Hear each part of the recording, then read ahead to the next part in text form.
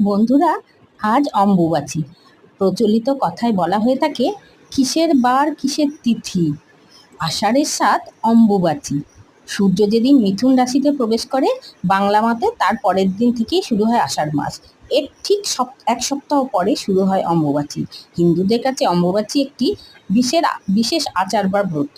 এই সময় দেবী ঋতুমতী হন। শাস্ত্র অনুসারে আমাদের দুধ খাওয়ার রীতি আছে।